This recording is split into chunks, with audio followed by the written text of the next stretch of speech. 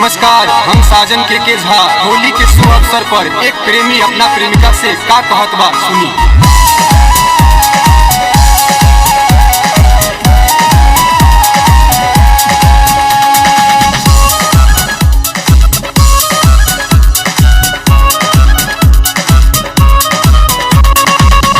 साल सोचही में बीता होली खेल के ऐसन लगता कि असहो होली न खेलब, होली न खेलब।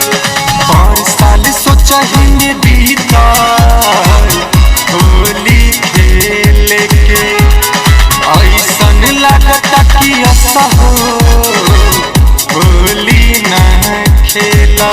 जान झूठा हो के आसार धरैलू, जान चढ़ल फगुनवा नयलू, पूजा चढ़ल फगुनवा नयलू।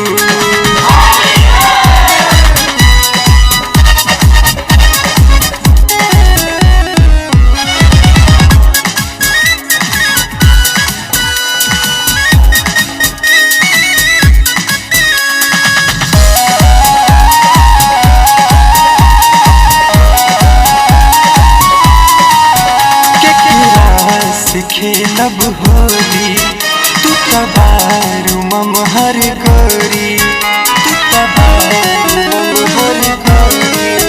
केकरा से खेलब होली तू तबारू ममहर गोरी।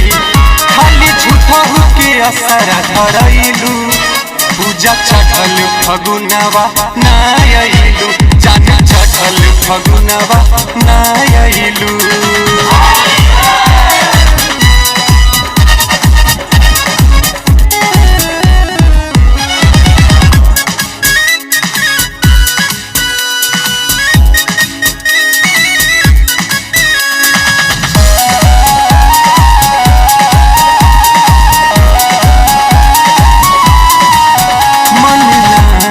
लागत गोरी देखी के दोस्तन जोरी, देखी के दोस्तन जोरी।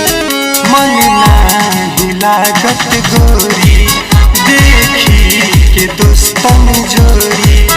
कबूती पूज के मन छछनैलू, जान साजन के कह के नयलू, जान चढ़ल फगुनवा नयलू, पूजा चढ़ल फगुनवा नयलू।